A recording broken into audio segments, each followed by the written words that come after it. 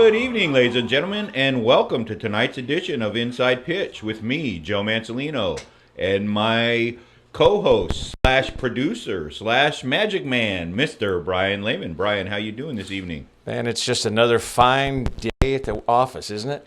Always, always, always. Lucky to be here. That's Lucky it. to be here. Sometimes I feel like I've been here before. I'm kind of a Yogi Berra. That's probably a good thing. It's that Yogi Berra thing. I guess so. Well, good deal. Well, let's talk a little bit about what's going on. But before we do, we received a question on the air from Mr. David Nettles. And he said, with Christian Yelich of the Milwaukee Brewers leading the National League in home runs and being second in the National League with a batting average of .346, do you consider him to be a serious contender for league MVP? From what he was reading earlier in the season, Milwaukee wasn't supposed to be this good. So if he keeps up this pace and the team falters, does the team record hurt his chances in the MVP running? And does the team record have any effect on whether a player gets consideration for MVP or not? Great questions, David. Well, Christian Yelich is having a great year. I mean, he's just on fire. He's probably, I would consider, if not the best, definitely in the top 2 or 3 players in the game right now. I mean, he's just great. Does great community work. Just a great guy. He's definitely in contention for the MVP. Milwaukee is battling the Cubs for first place in their division, so they are playing very well. But if that falters and they don't do well, he will still be in consideration. But there are a lot of people out there who feel that if your team is not in the playoffs, it doesn't matter how good you had of a season, that you're not going to, if your team didn't make it to the playoffs, that you're not going to be a MVP consideration. That is what it is, but I don't think that's going to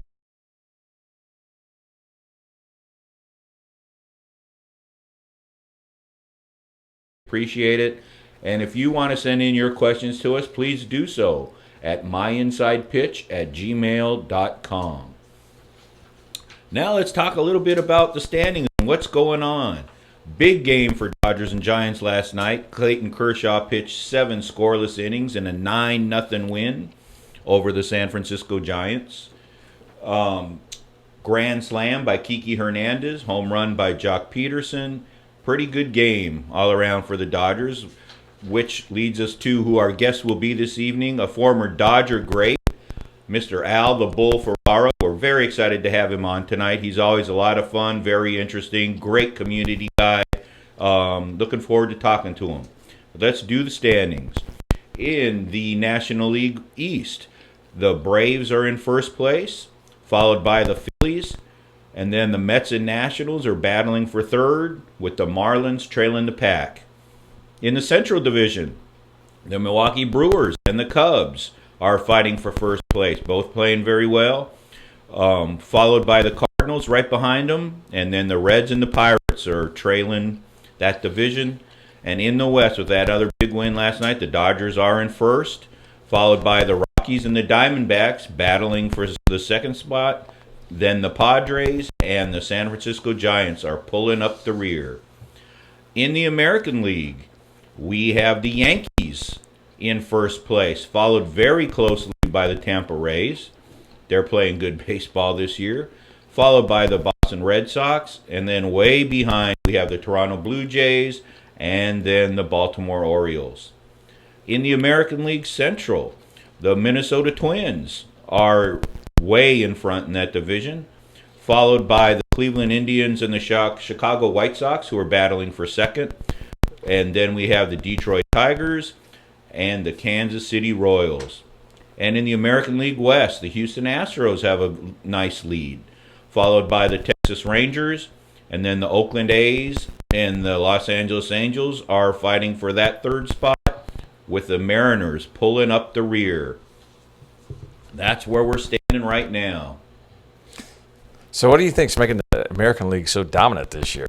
They're tough. They have great divisions. That race in the American League East is always tough. The Yankees and the Red Sox, who can't stand each other, are always in a tight race. And now the Rays have joined them. That's going to make it very, very exciting. Well, that's great for the folks down in Tampa. It is. It is, and it's great for the folks in Florida. You know, they can cheer for Tampa since Miami's not quite in contention. So what you're saying is since Miami is MIA, Tampa has a shot to actually be the dominant team for the state for a while. Absolutely, absolutely. They've done really well. They have a nice team. You know that's they're looking really good. They have a shot at beating the Yankees and the Red Sox, and that would really cause some commotion in that division. But yeah, they're a great division. They're very, very strong. It's going to be, I think, that way neck and neck throughout the end of the season. I think it's going to be a lot of fun to watch. And there's going to be the usual love shown between the Yankees fans and the Bo Sox fans. You know, they always just blow kisses back and forth to each other. Oh, they love each other. You know, and we have Mr. Yankees lucky enough to call in all the time. We get to hear him, and we know how he feels. He's going to love having the Yankees win it. And you know he's hoping for that. We have a lot of Boston Red Sox fans out there, so it's going to be a fun season. Yep, and I'll stop because I know if I say anything beyond that, I'm going to say something wise. It'll have both sides writing nasty letters, and we don't need nasty letters right now. No, we just want really good letters. Really good letters, nice comments, things you want us to talk about. So let's segue with that. And again, please write to us at myinsidepitch@gmail.com. We'll answer your questions. If you have questions you'd like us to ask somebody, please send them in, and we will go from there. And on that note, our next guest is Al Ferrara. Al the Bull Ferrara, great player for the Dodger organization in the 60s. And let's get him on the line. Okay, everybody bear with us just 1 second. With us is Al the Bull Ferrara. Before we talk to him, let me tell you a little bit about him. Al started for the Los Angeles Dodgers from 1963 to 68. He then played for the San Diego Padres in 1969 through 71 and finished 71 with the Cincinnati Reds. He had a lifetime batting average of .259 with 51 home runs and 198 RBIs.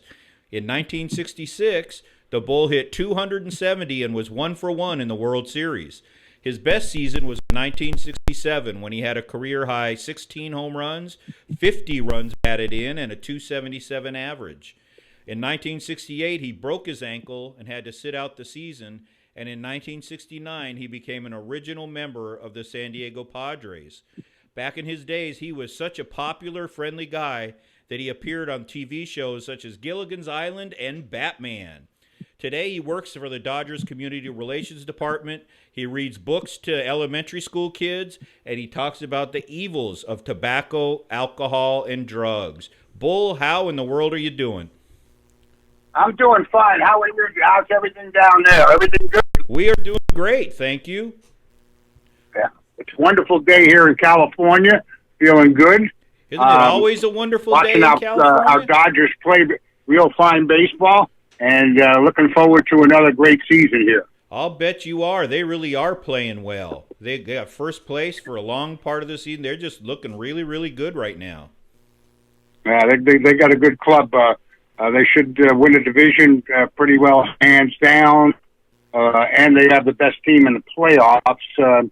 But, you know, playoffs are funny. It's a crapshoot. Anybody can beat you 3 out of 5 or 4 out of 7. So a little bit of a pitcher getting hot can beat you. So it's a tough it's not like in my day when, you won the pennant, you went to the World Series. And you got to win 1 series to be world champion. Now they got to win 3, and you're playing very good teams. And especially over there in the American League, them teams are loaded over there. They are. So it's difficult. It's difficult to win a World Series now. So it's not as easy as when we played where you had the 1 series. You got 3 of them now.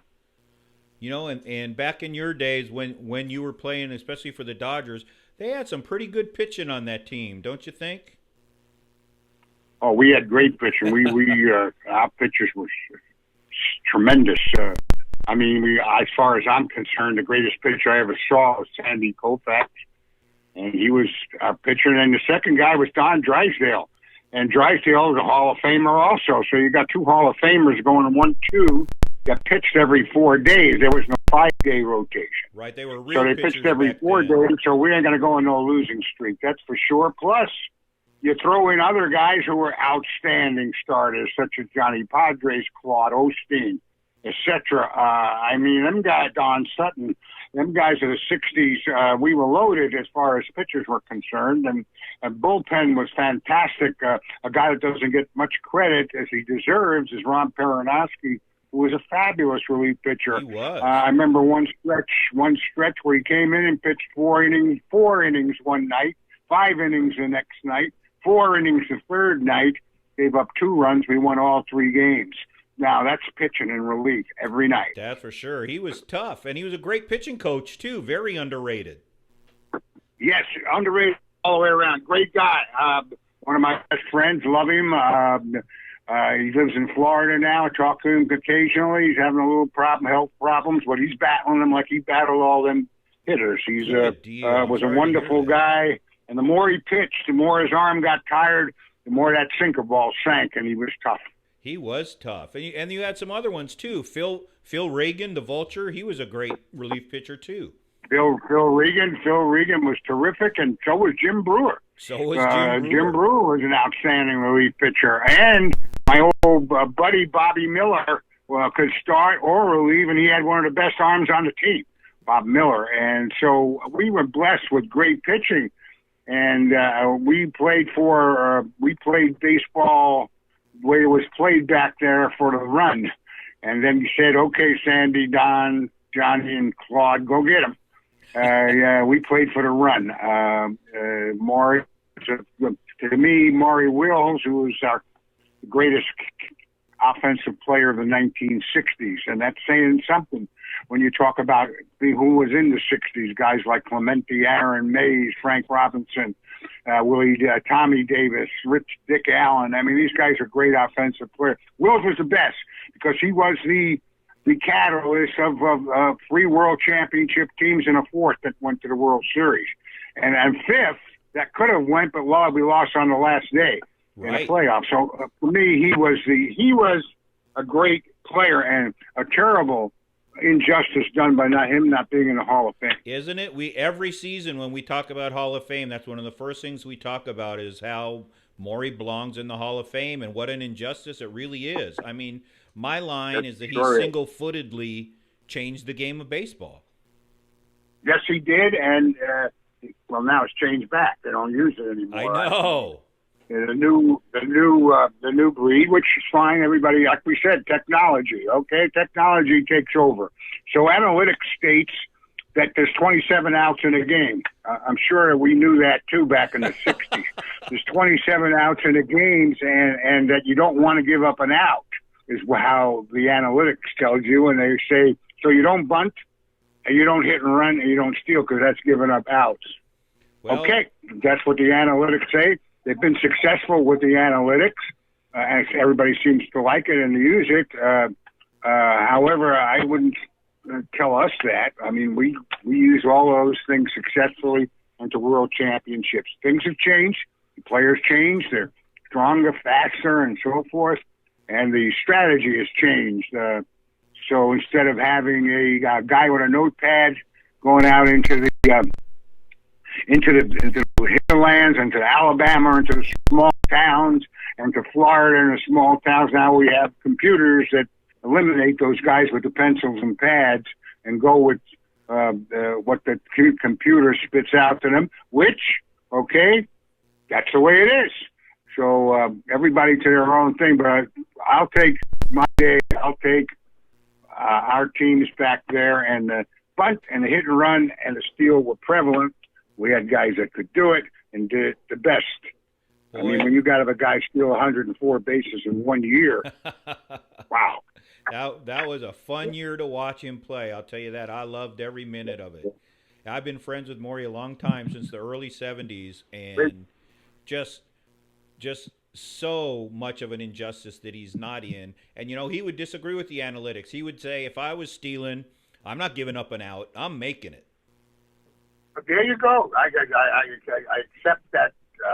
That's great. You're 100% right. You know, that's exactly what he'd be saying. I mean, you know what? If you can't tell anybody, nobody listens to that. Okay, save your breath. Exactly. Isn't And that go a on. shame? But hey, I mean, as far as the Dodgers are concerned, I have to say it's worked. But they've got to the World Series 2 years in a row using this theory. Okay, so hey, there you go. That's They're successful at it. I have no problem. I'm all for progress. Okay, and technology. But let's not forget the old days. But we could play too. Boy, that's for sure. And like you talked about, the scouts back then and how good they were at what they did. They knew talent. They could predict who was going to develop and who wasn't. And I mean, they really made the game what it ended up being in the 60s and 70s and what it still is. I mean, I think a lot of that is attributed to good scouting. Well, let me talk about scouting in my case. Okay, you talk about good. This is unbelievable scouting. My senior year in high school. Okay, senior year, I hit 083, 4 hits and 48 times at bat. Okay, 4 hits and 48 times at bat, which doesn't bode well for somebody that wants to play professional baseball, I would think. Especially not your senior year. I went to work one day in an assembly line. As I was on this assembly line, the kid next to me said, the Dodgers are having a tryout camp at Ebbets Field tomorrow, and let's go. And I said, well, that's all fixed. They know who they're going to pick. And they said, well, it beats this. And I said, you know what, you're right. We went to this tryout camp. And I was basically used as a guy to shag in the outfield for the big-name guys. But then they said, come on up and take 5 swings, for your shagging. And I happened to, for some reason, hit 3 balls into the stands at Ebbets, and for home, it would have been home runs, and so everybody's eyes shook. Then that night, I went to got a phone call. They said we wanted you to come back the next day to play in a game. I came back and I played in the game, and I went 0 for 4. Didn't hit the ball out of the infield. I said, well, that's the end of that. And the next day, I got a call, and they invited me to play for a team called the Dodger Rookies, which was not a professional team, just an amateur team that barnstormed up and down the East Coast, and it was the Dodgers ran it. You didn't get paid; you got $5 to eat, and you didn't get any pay. And I said, "Hell yeah!" My father was, let me do it, and I did it. And a year later, okay, they signed me to a contract, $350 a month, $1 a day meal money, and sent me to ball, which is the lowest classification that you can go to. And so the guy that batted 8th on his high school team and hit 083, remember there was, at that time, no draft. So anybody could bid for you. You could have there were 16 teams. They all could make bids for you. Okay? I only got one, the Dodgers. Okay? So that's good scouting. because 4 years later, okay, after I signed, I was in the big leagues. Yeah. And 5 or 6 years later, I was batting cleanup in the big leagues. Okay, so that's excellent scouting. I doubt if an analytic would have picked me up today's day and age. So I might still be on that assembly line. Well, and that proves something what like we're that. talking about. So I would think that there's what we call good scouting. Seeing somebody in the flesh, seeing somebody, well, he wasn't too damn good, but he had a hell of a body, could run a little bit, and he looked like he might develop into something. They saw something down the road, and they was right. Guess who the scout was? Al Campanis. Was it really? Yeah, so he wound up being the general manager of the Dodgers. So he knew his baseball. He did. So he took a shot. Hey, they didn't give me much. Okay, they didn't give me much, but it worked out. But what I'm trying to say is today, of course, they use the colleges as a minor league rather than back when we were, where the minor leagues were prevalent. Now the colleges are used. So there's just an interesting story about scouting and about a guy with his notepad being able to take some notes and putting it all together. And Al could pick some great talent out. We had Jimmy Campanis Jr. on last week, and we talked about Al a little bit and how, he scouted some of these guys named Roberto Clemente, Sandy Koufax, right. Al the Bull Ferrara. I mean, he was great at what he did. Yes, he was. Yes, he was. He was let me tell you something. He was a great baseball man. He was a great baseball man. He loved baseball.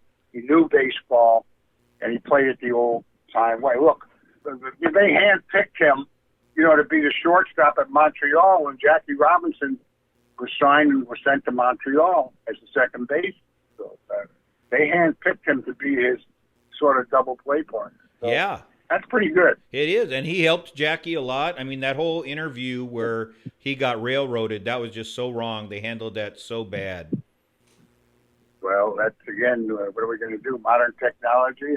He shouldn't have even been on that night. He was a replacement Right. for somebody else that was supposed to be on. So he wasn't prepared, and who knows? So, well, that's the way it goes. But anybody that was in baseball and knew Al knew that there was absolutely no prejudice whatsoever. That's for sure. Okay, and he was a great baseball guy. So Yes, he was. Anybody else that talks about him in the vein of that interview don't know what they're talking about. Isn't that the truth? Well, as we're talking about you, who were some of the most challenging pitchers that you faced? Yeah, well, how about the guys that I faced in high school when I hit 083? Great answer. Okay, that's a trick question. Oh, that's a trick answer. Okay, I love that. I didn't like the guy that got. They were all I faced, as far as I'm concerned, the greatest era of pitchers that ever was. Okay, you got guys like Gibson and Marshall and Perry, always facing a Hall of Famer every night. Right. Carlton, Necro, Sutton. You face these guys, and there was no, like, you played San Francisco. You went up for a 4-game series in San Francisco. You got Hall of Famer Marshall, Hall of Famer Perry, Cy Young Award winner Mike McDermott, and 20-game winner Sadecki, Ray Sadecki. 4 pitchers right there. I mean, you didn't get no breaks. You didn't have no. They were tough pitchers. The toughest pitcher that I had to hit against was Tom Seaver, the great pitcher for the Mets. He just had my number, and I was a dead low fastball hitter, and he had a rising fastball that looked like it was low, and I'd swing at it and get up into my zone where I couldn't handle it. I got an interesting story about him that a lot of people. He struck out 19 guys in a game, which was the record at that time. 19 strikeouts, and the last 10 in a row, which is still the record. Wow. The last 10 guys in a row. Nobody's broken that record. Now, if you strike out 10 guys in a row, one guy in that lineup has to go down twice, right? There's 9 hitters. Right. Okay. I happen to be that guy. Okay. I was the first and the 10th. Okay. In that sequence. So I always root when guys get up to 6 or 7 in a row. Don't strike out. I want that record. I want to stay the 10th, the guy that was the first and the 10th.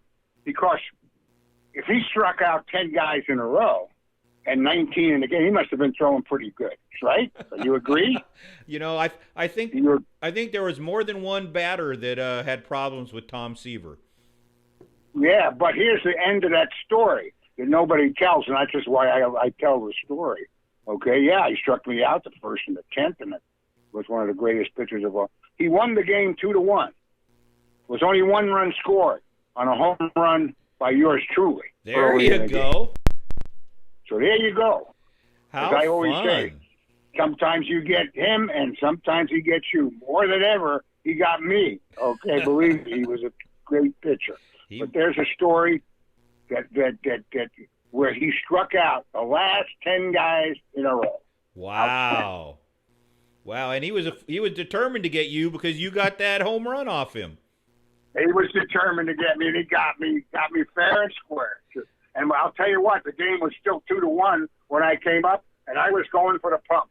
I was going to tie the game up. We weren't going to play no games. Give me your best shot. I'm going to give you mine. He gave me his, and he won.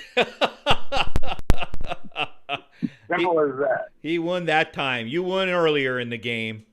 Well, I think maybe that might have been the only hit I ever got off of that guy. Was earlier that game. He was awful tough for me to hit because of that rising fast. Oh, man. That's really funny. That's a great story. And I'm with you. If that was me, I would love to continue being 1-10. Yeah, why not? Hey, it's great.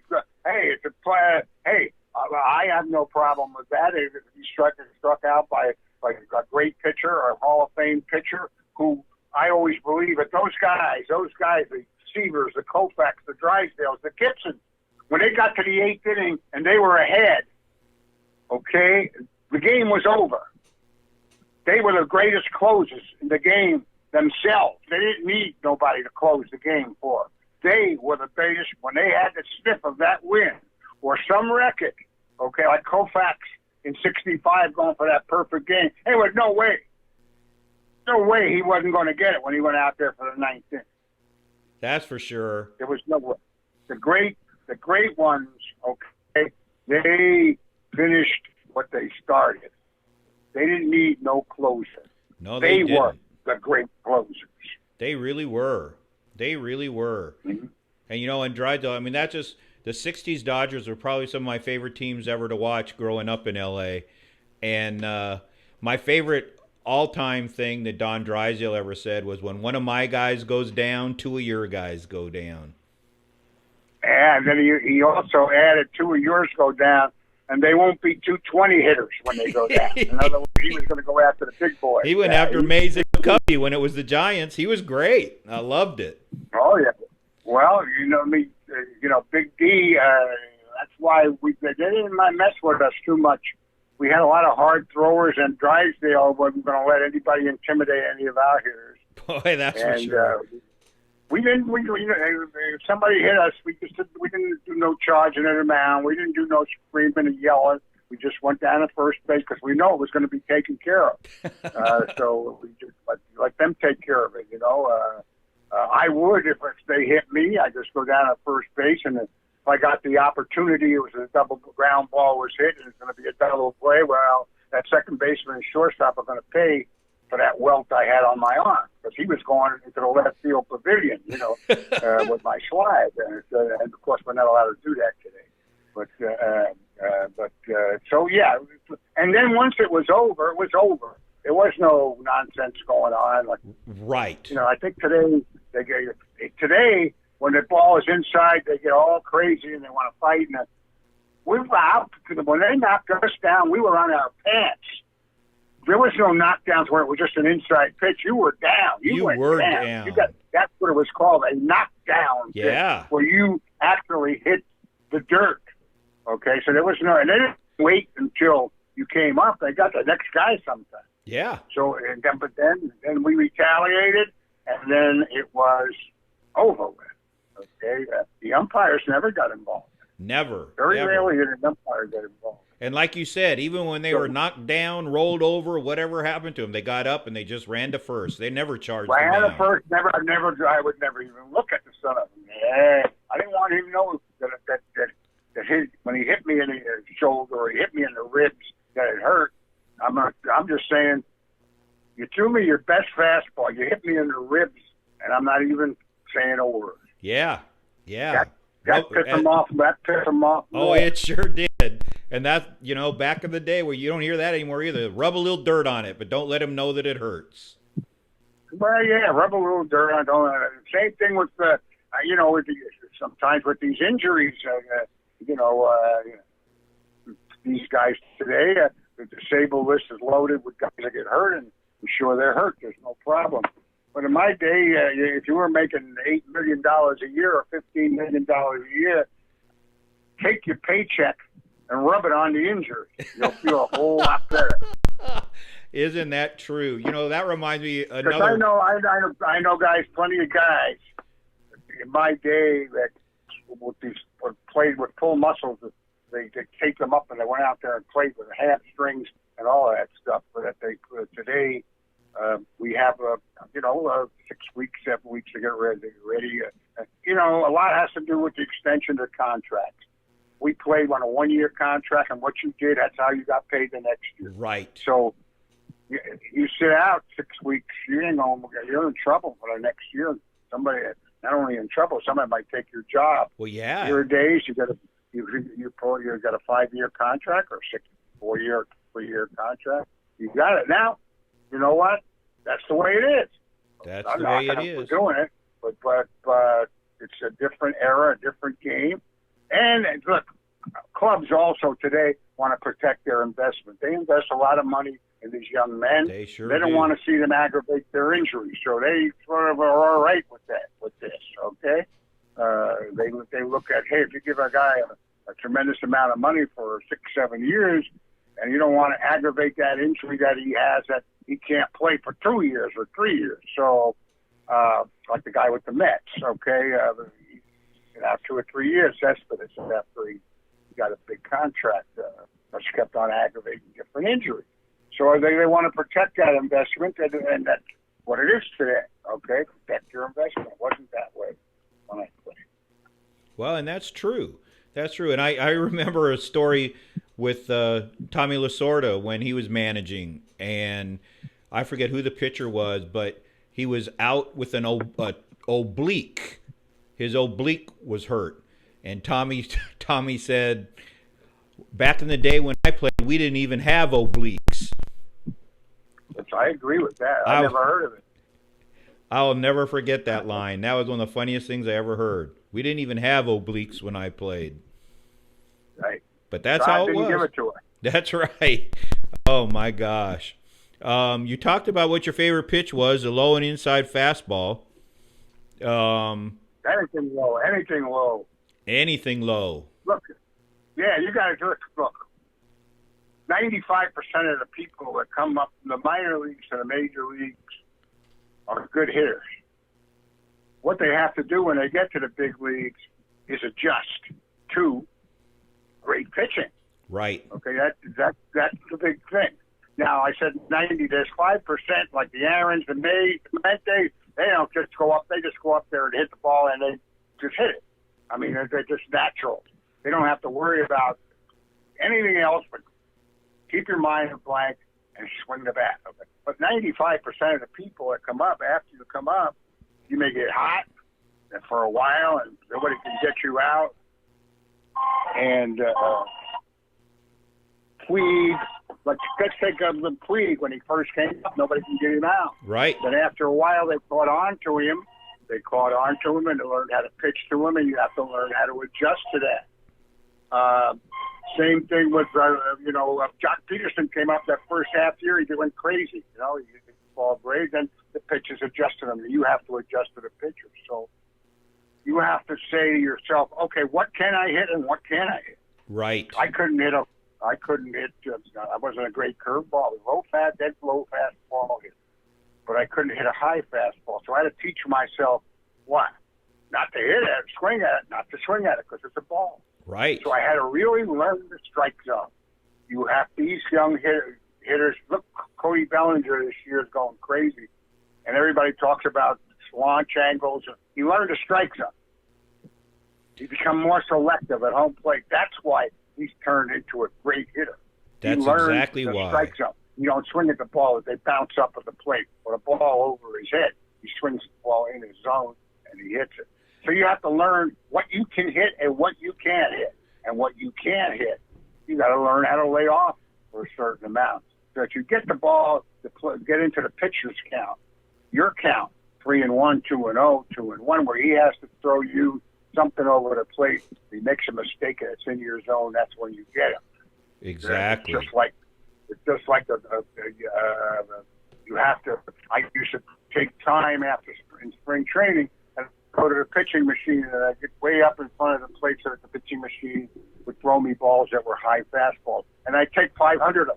Couldn't swing at it. So when the game came, I didn't swing at it. So you guys have to learn. You have to learn. That's what you got to learn. Because the pitcher, you have to remember one thing.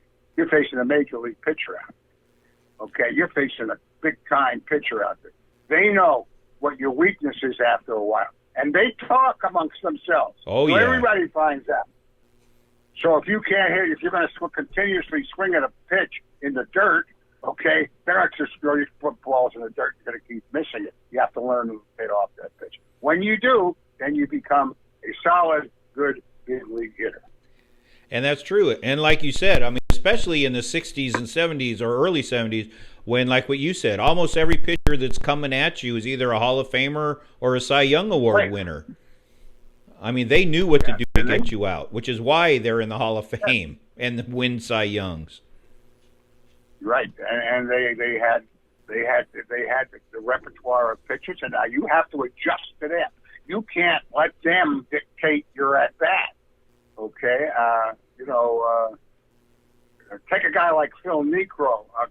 How the hell are you going to hit his knuckleball if catcher can't catch it? Isn't that the truth? Isn't that the truth? So I'm going to defy him.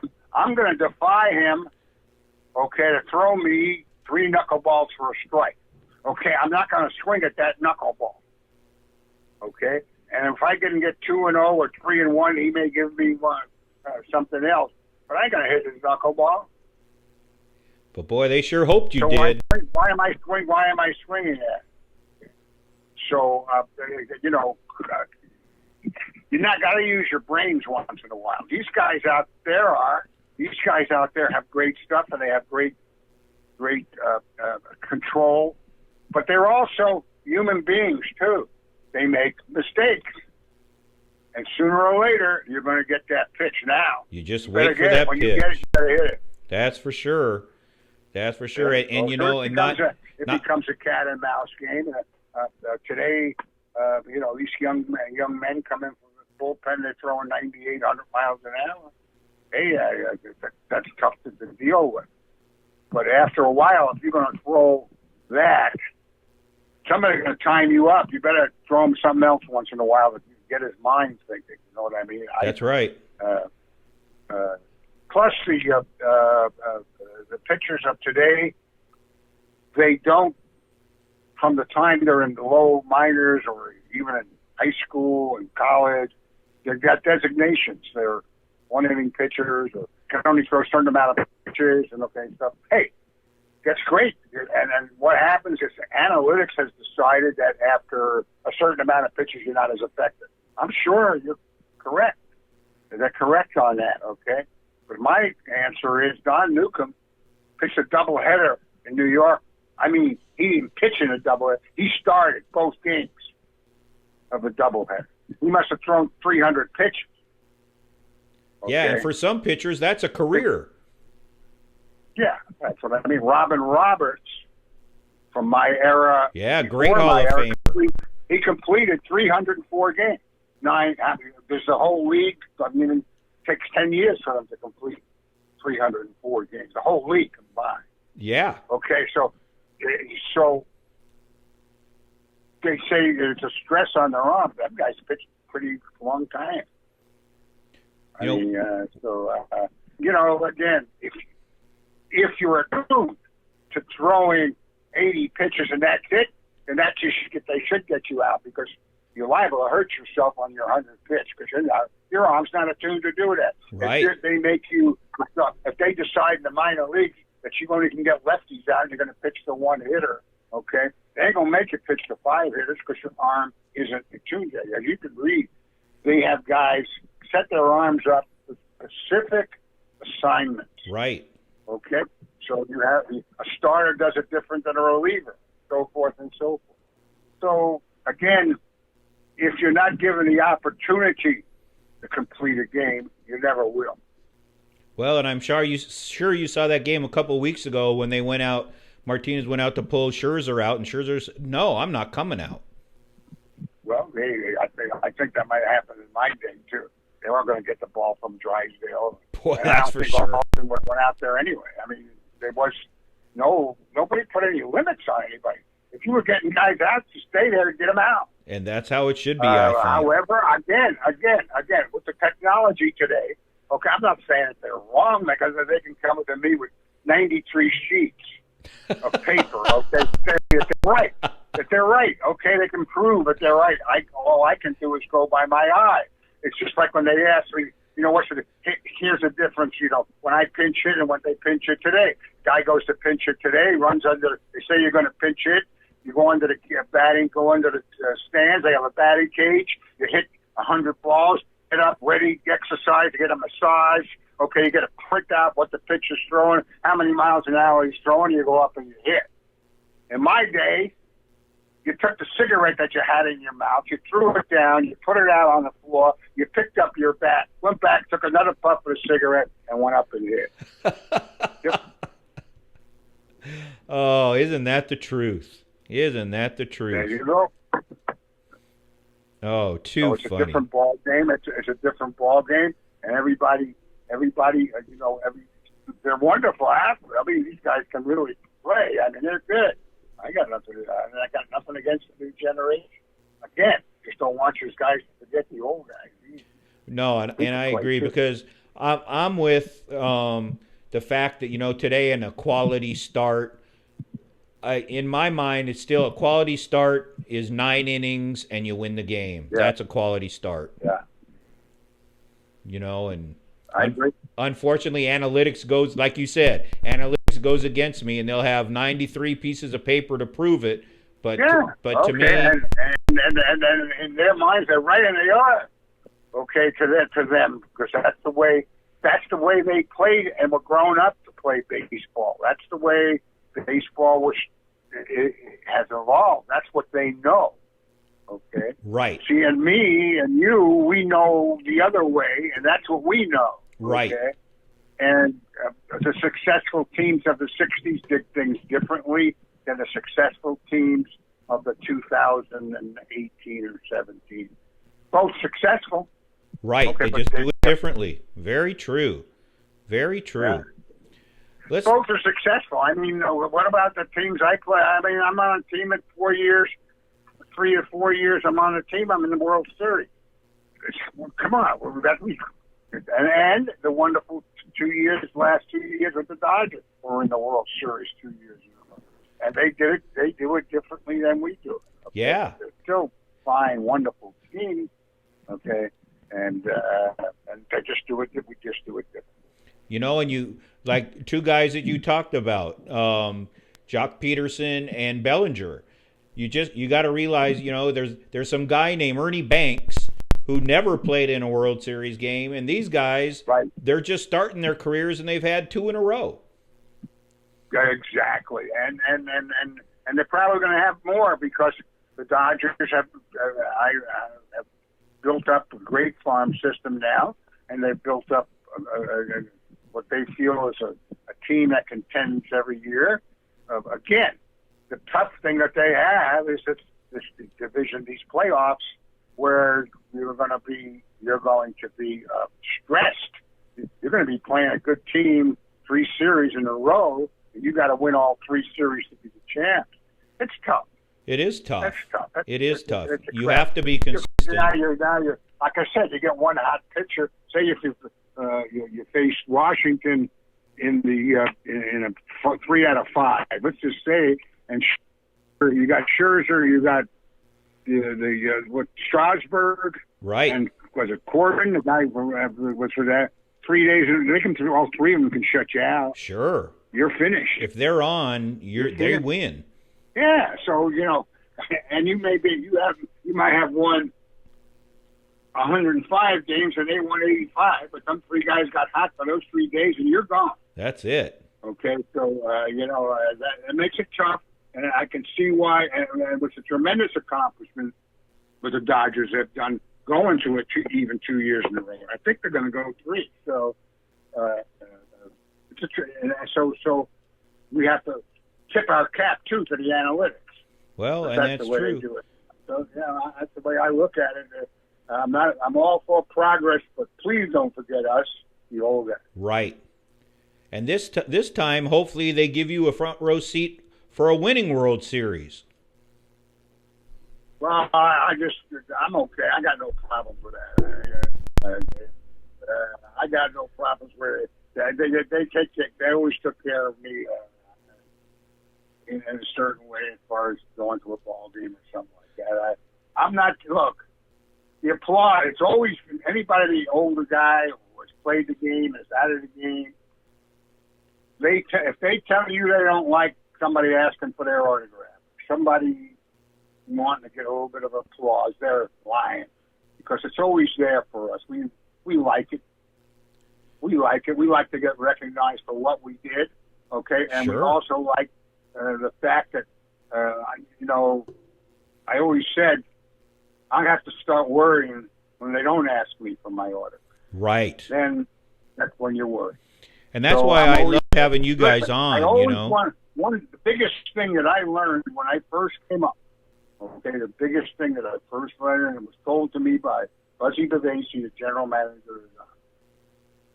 He said, son, without the fans, you are nothing. I never forgot that.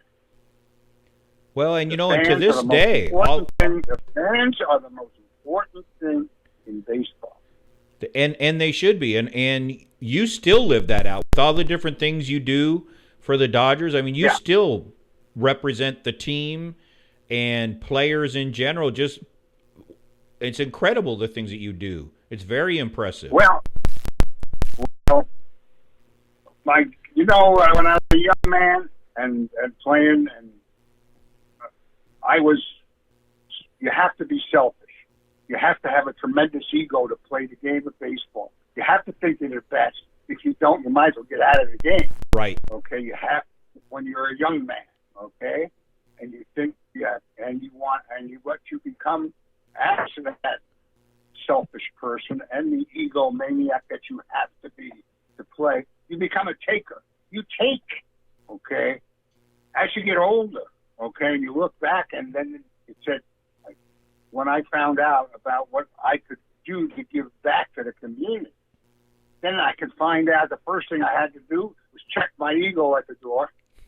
And now it's about the young players, the little leaguers, the high school kids, the vets, Veterans Hospital, people with Alzheimer's, Right. older people, seniors.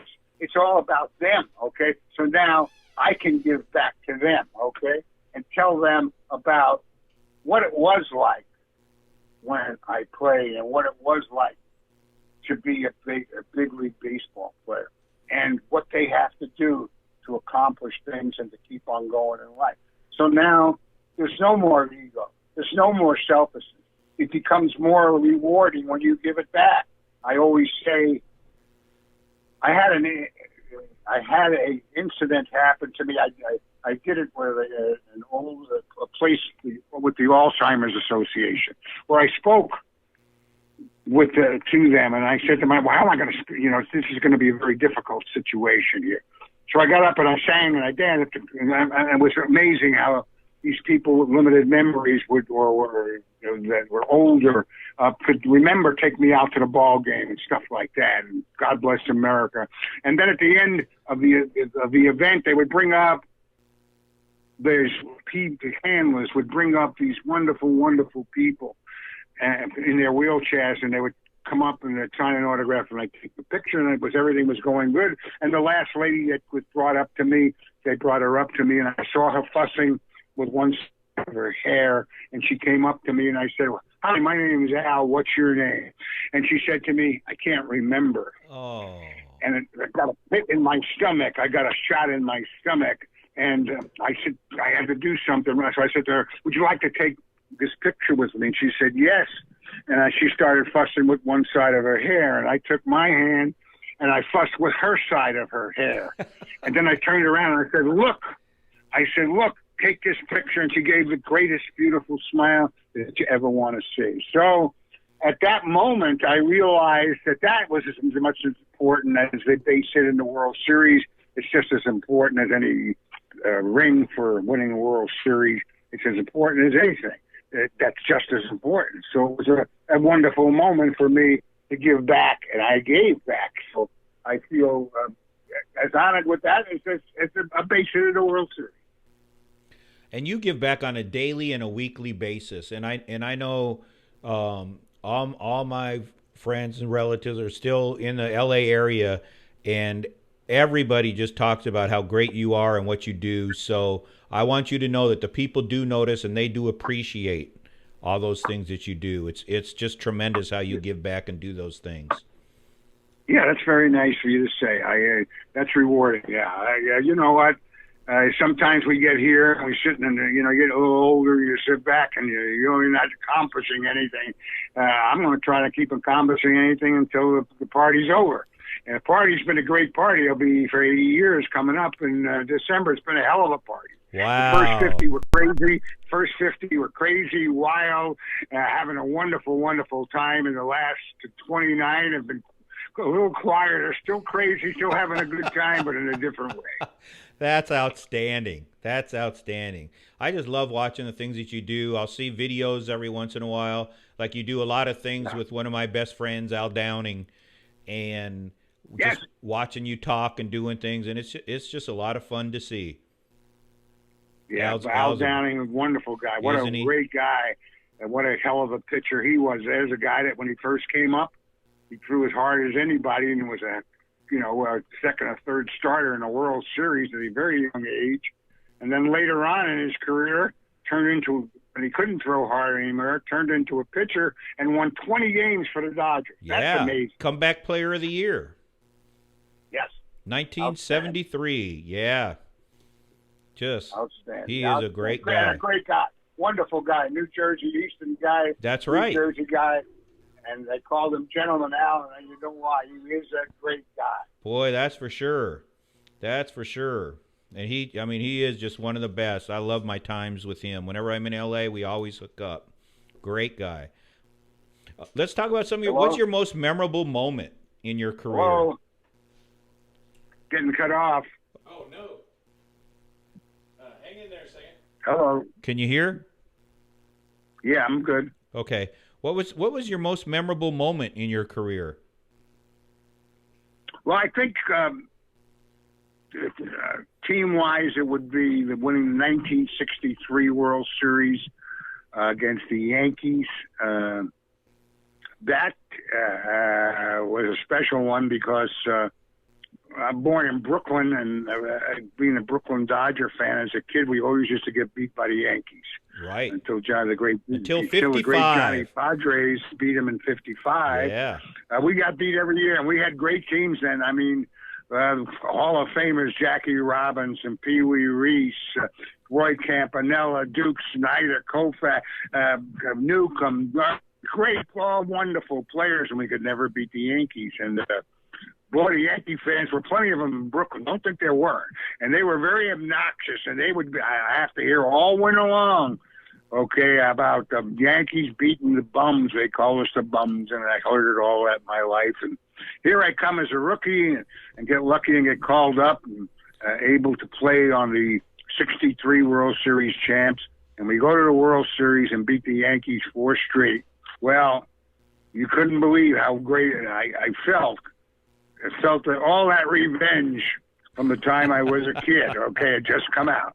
We beat the Yankees 4 straight. So I would say that was a tremendous thrill at the time, team-wise. As far as individual thing is, I would think individual thing would be 2 things.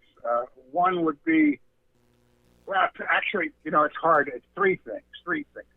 Individually would be the home run off of pinch hit home run off of Dick Ellsworth in 1965 when he had a no-hitter and was beating us 1-0, and in the 8th inning, and I pinch hit 3-run homer, which was the only hit we got in the game, and we won the game 3-1. So that's quite an individual thing that I can remember as an individual thing. And the other would be 66, a base hit in the World Series. You got to remember, being a kid from Brooklyn, many a day I stood there and I had a broomstick in my hand, took the top off of it. That was the bat, and a rock was the ball, and I'd swing it and hit the rock and say, base hit in the World Series. Well, so I got it. So that stuck with me pretty good. And I think the 67 season, I had come up to the major leagues in 63, and I didn't play very much for 3 or 4 years because there were actually 5 better outfielders than me. I couldn't understand it. I wanted to play, but there were 5 guys that had better careers than I did. Okay, so to be a member of this team, I had to sit and wait. And in 67, I was given the opportunity to play whole lot more, and had my best year. Led the team in almost every offensive department. So it was a verification that I too could play, and that I was too a big league player. So all those three things, were great. And by the way, when I say, there were five better outfielders, there were five better outfielders in those days when I first came up, and so I had to sit and wait. And but I'm sure you learned a lot from those guys too. When you're a young guy like that, you want to play. Definitely. I wanted to play, and I didn't give a damn if there were five guys better than me. And I was roaring. I wanted to go and go. Now, as you look back, you say, well, you came up with two championship teams. You're in 3 World Series. That's why, because you played with great players. And so I can realize that now to that effect. Sure, we wanted to play. Everybody wants to play, okay? But there's sometimes you come up and back then there was no free agency. There was no place else to go. You sat and you wait. I couldn't go anyplace else. I was tied by the reserve clause, and I had to sit there and wait till everybody got old or got traded. But then again, when they did finally play me, I verified it. I verified that I could play. Okay, I had my best year at 277, and led the team in batting average, home runs, and I think was second in RBIs, and had almost just 300 at bats and did all of that. So those three things, And another thing that you have to remember, and I try to tell these kids today, and it's in life, when you have a special moment. When you're enjoying this special moment, enjoy that special moment like those World Series teams, okay? I enjoyed them. 3 out of 4 years, I'm on a World Series team. Wow. And sometimes you think it's never going to end because after that, I never smelt it again. I never even came close. Right. So in life, even in life, not only in baseball, if you're having those special moments, okay, enjoy those special, live them to the height because they might not be there.